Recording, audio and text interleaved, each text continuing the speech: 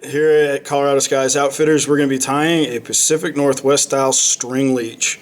The great thing about this fly is it can be adapted in various sizes to really be able to, for our regional trout here, whether we're swinging flies in Deckers, swinging flies on the Colorado, or just changing the colors and the size and using them for steelhead in the Pacific Northwest. What we have here is we're starting with just a 6X long straight eye streamer hook. As you can see, I attached the 6/0 black thread just behind the eye just to get going.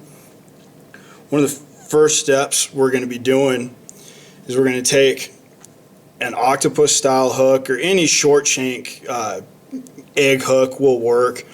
And all we're going to do is we're going to take, I'm using 30-pound gel spun here, or you can use Dacron, 30-pound Dacron's just fine.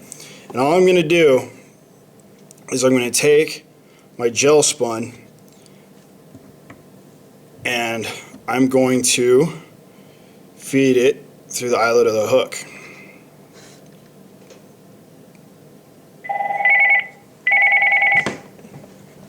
Just like so. We're going to pull it through, pull the hook over so it builds a nice kind of box knot. The next step is actually taking your rabbit strip. This is just a standard olive. This one happens to be a Magnum. You can use Magnum or just a standard cut Zonker. Doesn't really matter. It's kind of a personal preference deal.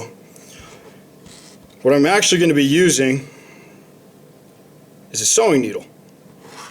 And all we're going to do with the sewing needle just makes this step a whole lot easier. I'm going to feed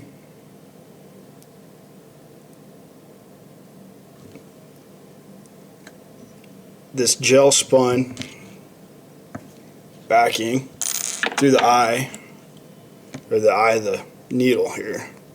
Get a little cleaner cut so it does this a little easier.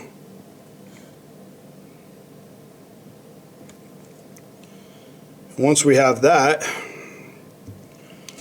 we are going to take our rabbit strip here, take our needle, and we're going to basically leave about a 1/2 inch to a 1/4 inch of hide is where we're going to pierce this through. And the whole point of that, you'll see in the next step, is to allow the hook to be right at the back of the Magnum strip.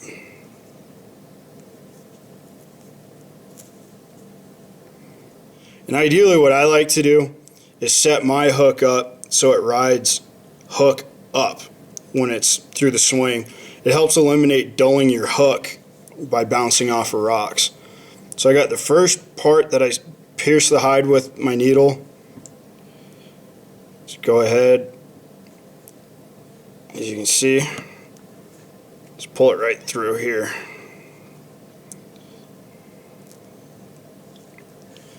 As you can see, it's literally sewn right through the rabbit hide. And I have made just a little Dacron loop that will allow me to hold my hook out straight when I'm setting this up to give me a better idea of where I'm going to tie everything in. So at this point, I'm just going to bring that gel spun or Dacron backing, either one, either choice. Just make a couple loose, just tight enough that it'll stay put. And this is where I can adjust how far back my hook is. As you can see here, let me move that rabbit strip out of the way. I just have it set up. I'm going to put it in my Dacron loop. I've got a pretty good idea of the length of the fly that I want. So now that I do that, just start binding your gel spun down. And try to keep this as flat as possible and as on top of the hook shank as possible. So this might be a little bit time consuming.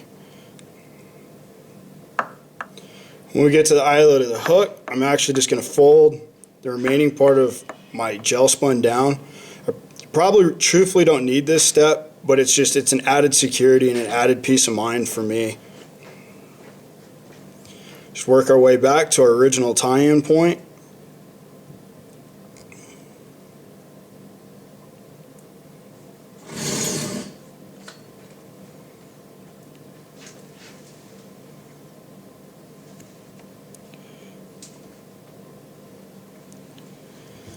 When we get back to our original tie-in point, whatever tag's left over, just go ahead and snip it off.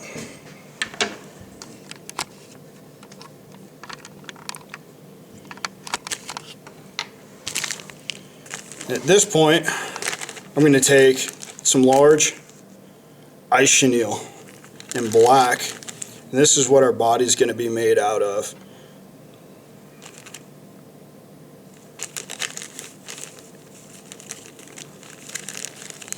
So all I'm going to do is I'm going to cut myself off, a generous piece, just to make sure that I've got plenty to build the body out of.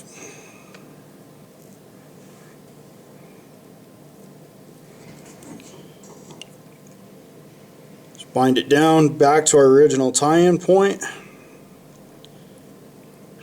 And advance our thread back towards the eyelet of the hook.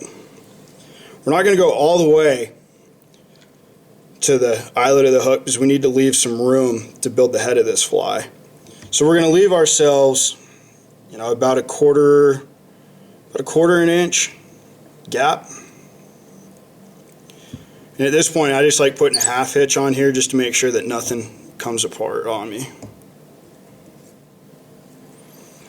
Alright, we're just going to keep working our way up, folding this material back on itself.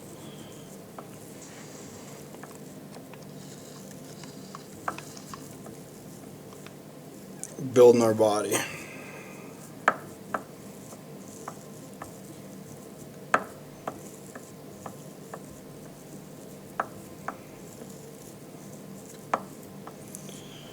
And the reason for this is, it builds a nice body, but as you'll see in the next step, when we make our rabbit hair collar, this actually acts as kind of a dam to hold that material out, so it doesn't just totally turn into just a real small piece of material.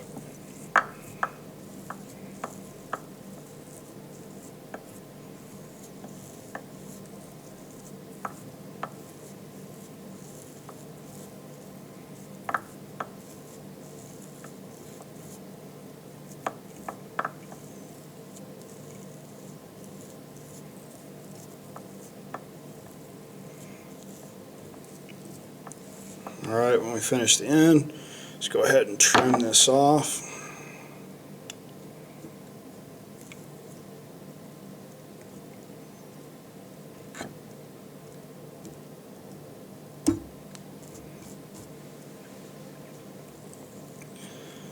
Kind of move the material back just a little bit. Throw another little half hitch in here.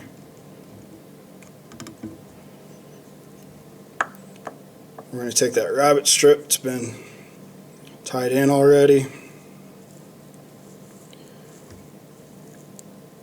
We're going to kind of judge in here to make sure that that material is right at the end and right at the hook shank, right at the back hook, as you will see here. So you can see the last bit of rabbit fur is right at my stinger hook.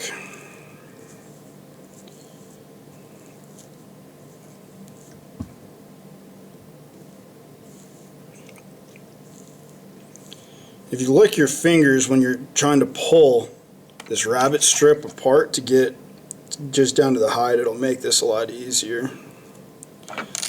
That way we're not going to trap any hair, and it's a lot stronger base to tie this in on.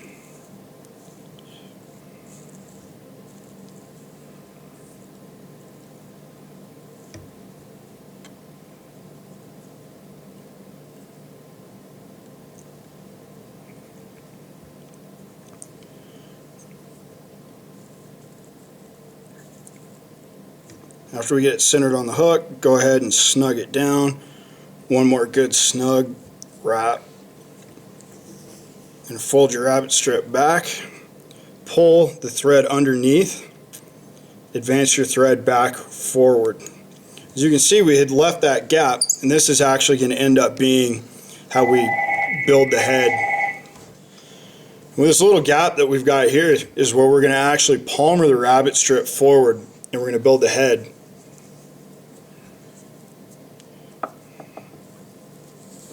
And 1 to 2 times is all this really takes to build a good solid head.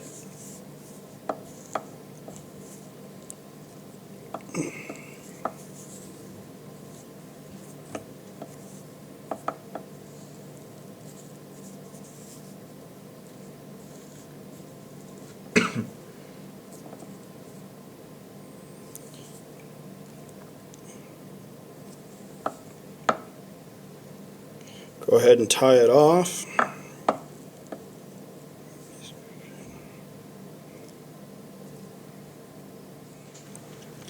After we got it tied off, we're just going to build ourselves a little bit of a thread head here.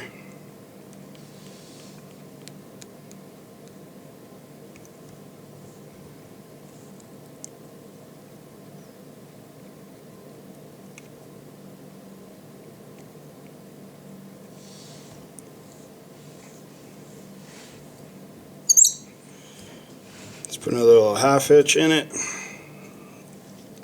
At this point, we're just going to take some black Flashabou and cut one. We're just going to take one strand for each side, and we're just going to double it over so we actually have 2 sides. The best trick I have found with doing this is if you actually double it in half on top of the Flashabou, and then when you take it, just take it right to the fly, and that way it's already in half and it won't slip out on you. It makes for a little bit more of a durable fly. As you can see, now I've got 2 strands on that fly. So now we're just going to go ahead and do the same procedure just on the other side.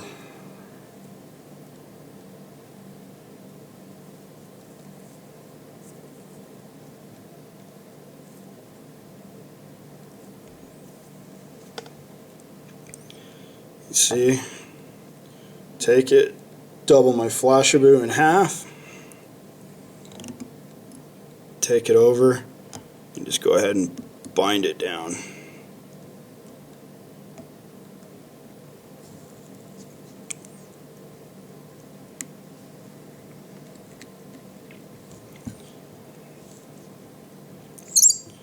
At this point, just whip finish.